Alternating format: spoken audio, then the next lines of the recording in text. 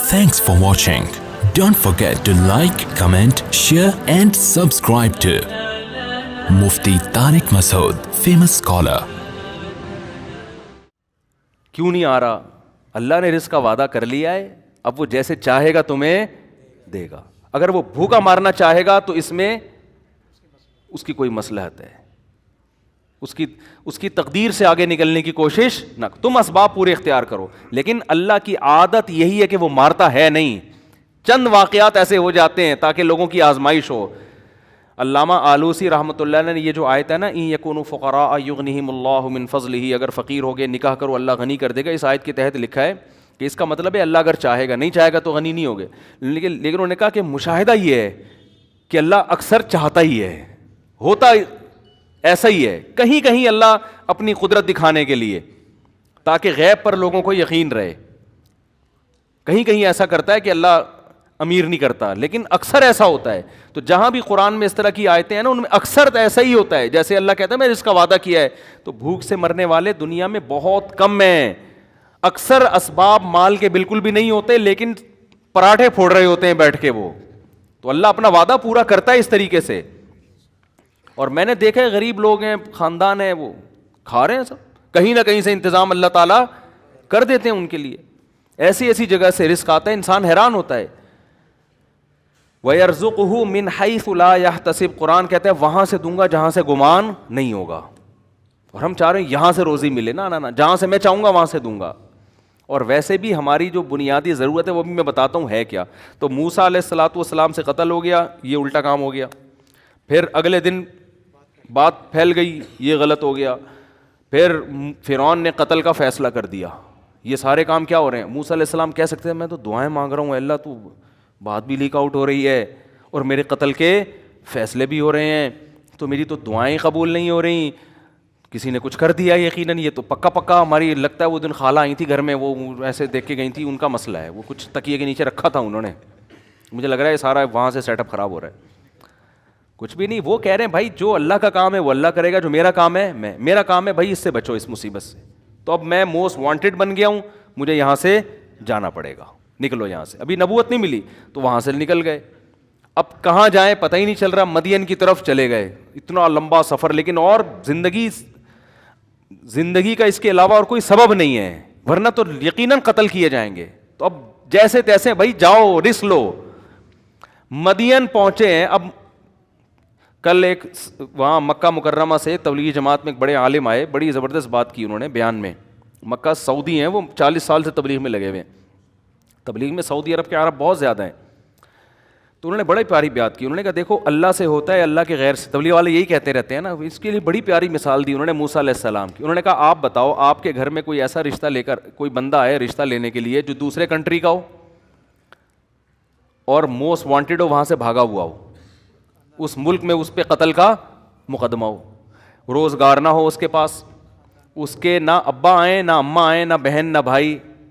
ایسے اجنبی اگر شادی کرنا چاہے گا ہو جائے گی اس کی شادی؟ یہاں تو پڑوسیوں کو نہیں دے رہے ہوتے لوگ 30 سال سے جانتے ہیں. لوگ کہیں گے بھائی تو پہلے شناختی کارڈ دکھا، نادرا سے وہ کنفرم کریں گے بندہ یہ انگوٹھے کے حساب سے یہی شناختی کارڈ بنتا بھی ہے کہ نہیں بنتا. بالکل اجنبی.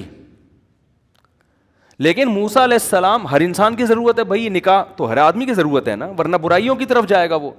تو موسیٰ علیہ السلام کی بھی ضرورت. اور موسیٰ علیہ السلام کتنی ٹینشن میں کہ یار میرا تو یہاں کوئی انتظام ہو ہی نہیں سکتا. لیکن جو کام ان کے کرنے کا ہے اس میں کوتاہی نہیں کر رہے. جو اللہ کے کرنے کا ہے وہ کس پہ چھوڑا ہوا ہے؟ اللہ پہ. ان کے کرنے کا کام تھا بھائی خدمت کر لو. فی الحال خدمت کی 2 لڑکیوں کی. انہوں نے ابا کو جا کے بتایا، ابا نے گھر بلا لیا. ایسا انتظام ہوا ہے کہ کہہ رہے ہیں ان 2 بیٹیوں میں سے جس سے چاہتے ہو آپ کا نکاح کرتا ہوں میں. ارید ان انکحک احدی ابنتی ہاتین، ان 2 میں سے اشارہ کر کے کہا جس سے بولو گے آپ کا نکاح کرا دوں گا. تو یہ صاف اس بات کی علامت ہے کہ اللہ کچھ کرنے میں گراؤنڈ ریئلٹی کا محتاج نہیں ہے، زمینی اسباب کا محتاج نہیں ہے. جہاں اللہ آرڈر دے رہا ہے تو وہاں آپ کو وہ کام کرنا پڑے گا. اس میں آپ یہ نہ دیکھو کہ 3 بچے ہیں تو چوتھا ہو گیا تو کہاں سے کھائے گا، تو 5واں ہو گیا. یہ اللہ کا حکم ہے بھائی، اللہ پہ توکل کرو. وہ چاہے گا آپ کے منہ سے نوالا چھین لے گا، ایک بھی بچہ نہیں ہوگا آپ کا. آپ کما رہے ہوگے, سڑکوں پہ سو رہے ہوگے. وہ نہیں چاہے گا تو آپ کے 25 بچے ہوں گے, سب کو کھلائے گا, وہ کباب پراٹھے کھلائے گا صبح شام. تو یہ چھوڑ دو اللہ پہ. آپ کے کرنے کا کام ہے دعا مانگنا, رزق تلاش کرنا, روزی تلاش کرنا, اس میں سستی نہ کرو. آپ سمجھ میں نہیں آ رہی بات؟ تو میں بتا رہا تھا مولانا بھی ایسے لبرل بن رہے ہیں, عجیب عجیب سے مولوی مارکیٹ میں آ رہے ہیں, وہی ماحول سے متاثر ہو گئے ہیں, وہی بات جو گورا کر رہا ہے, اور پورا خاندانی نظام تباہ کر دیا گورے نے یہ فضول باتیں کر کر کے. اللہ پہ اعتماد توکل تو بالکل مارکیٹ سے شارٹ ہو گیا ہے. اسی وجہ سے دلوں میں سکون کیا کر لیا اللہ نے, چھین لیا. اللہ کہتے ہیں تو اپنے دل کو میرے حوالے نہیں کرتا نا, تو ان اسباب میں الجھاتا ہے, تو اب انہی سے مانگ. پھر جا کے تو سمجھتا ہے کاروبار سے ہی ملے گا, تو اب تو کاروبار کے حوالے ہے, اسی کو خدا بنا لیا نا, وہی دے گا. تو سمجھتا ہے کہ میں نسل روکوں گا تو کم بچے ہوں گے تو خرچہ کم ہوگا, تو پیسے زیادہ بچا لوں گا, تو اب تو انہی کے حوالے ہے. مجھ سے امیدیں بولو نہ لگا. جیسے موسیٰ علیہ السلام کو تو اللہ اپنی نگرانی میں رکھا ہوا ہے نا, اللہ کہہ رہے ہیں جو ہو رہا ہے ہونے دو, بس تم نے جو کام کرنا ہے, جو میں نے ذمہ لگایا وہ کرتے رہو. تو آخر تک اللہ نے ایسا کامیاب کیا کہ شادی بھی ہوئی, بچے بھی ہوئے, اور جو ناممکن کام تھا فرعون کی سلطنت اکھاڑ کے زمین پہ پٹک دی, اور موسیٰ بادشاہ بن گئے ہیں. بھائی بنی اسرائیل کی قیادت کس کے ہاتھ میں آ گئی؟ موسیٰ کلیم اللہ کے ہاتھ میں. وجہ کیا ہے؟ جیسے جیسے کہا جا رہا ہے ویسے ویسے. تو آپ بھی اگر سکون چاہتے ہو نا میرے بھائی, جیسے جیسے اللہ کہہ رہے ہیں ویسے ویسے کرتے رہو, ٹینشن نہ لو. بولو جو ہو رہا ہے صحیح ہو رہا ہے. مریم علیہ السلام کو جیسے جیسے اللہ نے کہا ویسے ویسے کر رہی ہیں. کہا بچہ لے کے قوم کے پاس چلی جانا, اشاروں سے کہہ دینا کہ میرا روزہ ہے. خدا نہ خواستہ آج کسی خاتون کی اس آزمائش میں آتی کہتی ہے اللہ میں کیسے کہہ دوں, میں کیسے کہہ دوں, کہ وہ بولیں گے آج ہی روزہ رکھنا تھا. وہ اللہ سے بحث کرنا شروع کر دیتی نا, میں کیسے جا کے بولوں گی کہ بھائی میرا آج روزہ ہے, وہ لوگ کہیں گے آج ہی روزہ رکھنا تھا. لیکن مریم علیہ السلام اللہ پہ اعتراض نہیں کر رہی ہیں, جیسے جیسے اللہ کہہ رہے ہیں ویسے ویسے کر رہی ہیں وہ. تو موسیٰ علیہ السلام کا نکاح بھی ہو گیا. پھر اور الٹا کام دیکھو, اب تھوڑی راحت ملی, سکون ملا, 10 سال بکریاں بھی چرا لیں, روزی بھی مل گئی, پیٹ ویٹ بھی بھر گیا, بھائی اب انتظام ہو گیا سب چیزوں کا. اب واپس جا رہے ہیں کہ بھول بھلیاں ہو گیا 10 سال پرانا کیس کون جانتا ہے بھائی, 10 سال پرانا. مجھے اس واقعے میں مزہ اتنا آتا ہے نا کہ میں 20 دفعہ بیان کر چکا ہوں, لیکن دل چاہتا ہے یہ اتنا اس واقعے میں عبرت ہے نا, ایسا مزہ ہے موسیٰ علیہ السلام کے واقعات میں. قرآن نے سب سے زیادہ جس پیغمبر کا تذکرہ کیا ہے وہ سب سے زیادہ. تو اب واپس جا رہے ہیں, راستہ بھلا دیا اللہ نے. الٹا کام ہو گیا کہ نہیں ہو گیا؟ بولو بھائی, بتاؤ یار. ہم ہوتے ہیں, ہم چل کے کہتے یار میرا تو جب بھی کوئی کام سیدھا ہونے لگتا ہے کوئی غیبی طاقت الٹا کر دیتی ہے کام. یہ میرے ساتھ تو یہی ہو رہا ہے نا, لوگ آ کے بتا رہے ہیں مفتی صاحب جس کام میں ہاتھ ڈالو الٹا ہو جاتا ہے کام. کہہ رہے صحیح چل رہا ہوتا ہے, جب میں شروع کرتا ہوں الٹا ہو جاتا ہے. میں کہتا ہوں تو 6 فٹ کا آدمی ہے, ہٹا کٹا لال ٹماٹر, اس کا مطلب تیرے سارے کام صحیح ہو رہے ہیں, ورنہ تو ایسا نہ ہوتا. میری صحت ایسی نہیں ہے جیسی تو نے بنائی ہوئی ہے, اس میں سب صحیح ہو رہا ہے تبھی تو اتنا موٹا تازہ ہو گیا. تو خراب ہو رہا ہوتا تو مر چکا ہوتا اب تک. لیکن دیکھتے ہی نہیں کہ نعمتیں کیا ہیں. بس جو آزمائشیں ہیں ان کو ہوا بنایا ہوا ہے, جو اللہ کی نعمتوں کی برسات ہے ان کے بارے میں سوچتے ہی نہیں ہیں. تو موسیٰ علیہ السلام کو اللہ نے کیا کر دیا؟ راستہ بھلا دیا. اب ہم ہوتے ہم کہتے ہیں ابے یار, او شٹ, یہ زبان سے گندا سا لفظ نکالتے ہیں. یہ تو مسجد میں نکالنا بھی میرا خیال ہے جائز نہیں, لیکن مجبور ہوں میں سمجھانے کے لیے. ہم کیا کہتے, 10 سال بعد آدمی اپنی ماں سے ملنے جا رہا ہے اپنی بیوی کو لے کے, تو خوشی خوشی جائے گا نا یار. اب بھول بھلائیاں چپکے سے جائیں گے, کسی گاؤں دیہات میں ہم رہنا شروع کر دیں گے, ہنسی نئی زندگی کا اب ہم آغاز کریں گے, ایک نئی لائف. یہی ہوتا نا. اور سوچتے ہوئے جا رہے ہوتے یار یہاں 10 سال تو بکریاں چرا کے گزار دی, اب ایسا کریں گے وہاں جا کے. میں ہوتا یار دمبوں کا بزنس کر رہے ہیں بیٹا ہے بھائی, اب کہیں چھپڑ میں سرگودا کے کجلے پالنے ہیں. میرے دماغ میں نا کجلا مسلط ہوا ہوا ہے. آج بھی میں منڈی گیا, کیونکہ ہمارا ابھی چھوڑو یار, پھر اپنے پرسنل قصے لے کے بیٹھ جاتا ہے. میرا خاندانی دمبا تھا, مارتا بہت تھا, بیچ دیا ہم نے, لیکن اب وہ ویسا مل نہیں رہا ہمیں. تو وہ گارڈ کو مارا اس نے. ہمارا جو گارڈ ہے شمس, اس کو سنائی نہیں دے رہا تھا 3-4 دن تک نا. میں بات کرتا, ادھر سے بات کرو تو جواب دے گا, ادھر اس طرف سے بات کرو تو جواب ہی نہیں دے گا. تو کہنے لگا دمبے نے مارا ہے. بہت ٹارزن بن گیا تھا, پھر ہم نے بیچ دیا اس کو, لیکن اب اس ٹائپ کا مل نہیں رہا. تو شیخ چلی کی طرح نا ہم سوچ رہے ہوتے, شیخ چلی نا سر پہ انڈے رکھ کے جا رہا تھا, تو اس کے جو سیٹھ نے اس کو سر پہ انڈے رکھوائے, پہلے دیسی انڈے ہوتے تھے, ان سے چوزے بھی نکلتے تھے.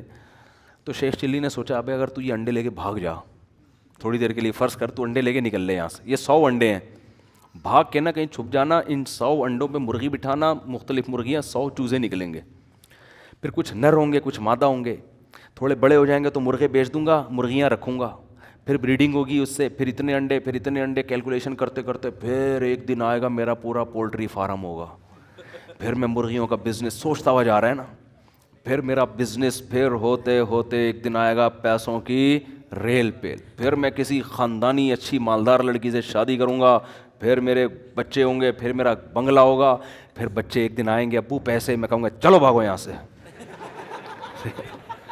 جیسے یوں کیا تو انڈے کا ٹکڑا نیچے.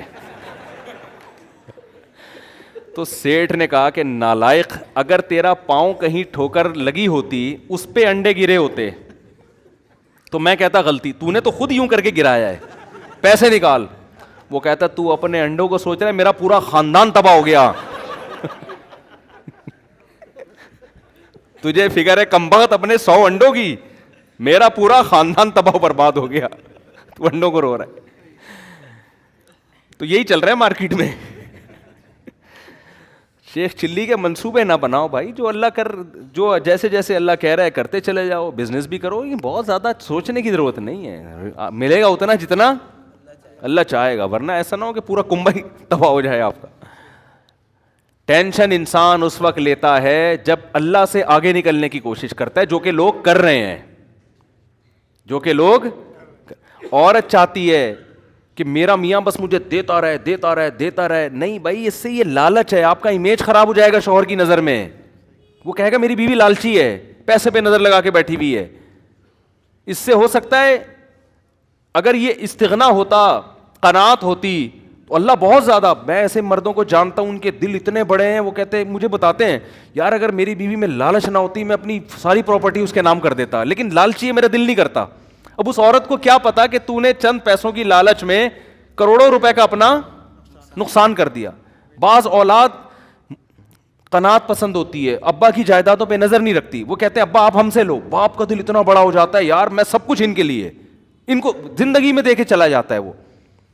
لیکن وہ باپ کرے گا جس کو اولاد کے بارے میں اطمینان ہوگا کہ میری دولت پہ نظر نہیں ہے, یہ میری خدمت کرتے ہیں اللہ کے لیے.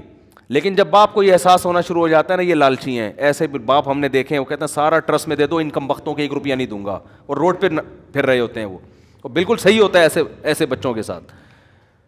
تو بھائی اللہ تو اس سے زیادہ, یہ اللہ کا تو اس سے زیادہ ہے. اللہ کہتے ہیں مجھ سے ناجائز طریقے سے چھیننے کی کوشش کرو گے دیوالیاں نکال دوں گا تمہارا, اگر دوں گا بھی نا تو دل سے سکون چھین لوں گا.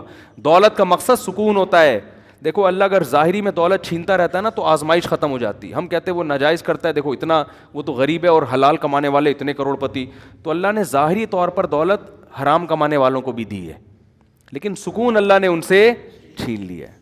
جا کے دیکھو گھروں کے اندر, ہم تو کتنے کیسز آتے ہیں, میاں بیوی میں محبت نہیں ہے, اولاد میں, بیوی شوہر مرنے والے انگوٹھے لگوا کے اپنی جائیداد اپنے نام کرا لی. صحیح ہے نا, ایسی. ایک بزرگ نے ایک بڑا اچھا واقعہ سنایا, بہت زبردست, کہ تقویٰ کسے کہتے ہیں, عورت کو ایسا ہونا چاہیے, تقویٰ اسے کہتے ہیں. یہ سوچ بن جائے نا تو بڑی سکون کی زندگی. تو وہ انہوں نے ایک واقعہ بتایا کہ ایک آدمی نے کہیں چھپ کے شادی کر لی, پرانے زمانے کا واقعہ ہے, اور پہلی بیوی کو نہیں بتایا. جب شادی کی ہے تو موت سے چند دن پہلے بتا دیا ہوگا, یا پتہ چل گیا ہوگا, یا پتہ چلنے کی وجہ سے ہی مرے ہوں گے, واللہ عالم. بہرحال وہ انا للہ ہو گیا ان کو. جیسے ہی پتہ چلا, ان کا چانس یہی ہوتا ہے کہ جب پتہ چلے گا تو اب آپ کی زندگی کے دن بہت تھوڑے سے رہ گئے. صحیح, انتقال ہو گیا. اب وہ عورت کہیں گاؤں دیہات میں دوسری زوجہ رہتی تھی, تو پہلی کو خیال آیا کہ ٹھیک ہے میرے میاں نے صحیح کیا, غلط کیا, لیکن وراثت میں اس بیوی کا حصہ بہرحال بنتا ہے. آج کل یہ سوچ نہیں ہے, بھئی شرم, یہ میرے لیے حرام ہوگا اگر میں اس کا حصہ کھاؤں. تو جو اس کی وراثت کا بڑا کروڑ پتی آدمی تھا, وہ حصہ لے کر گئی ہے اس پہ دوسری زوجہ کے پاس. وہ یہ کہہ بھی سکتی تھی کہ تو چھپ کے کیا ہے نا, ہم تھوڑی ذمہ دار ہیں, ہمیں تھوڑی بتایا تھا. اس کے پاس حصہ لے کے گئی وہ, یہ جب خدا کا خوف ہوتا ہے نا, لالچ نہیں ہوتی, تو ایسے ہوتا ہے. اور ایسے لوگوں کے لیے اللہ پھر رزق کے دروازے الگ طریقے سے کھولتا ہے.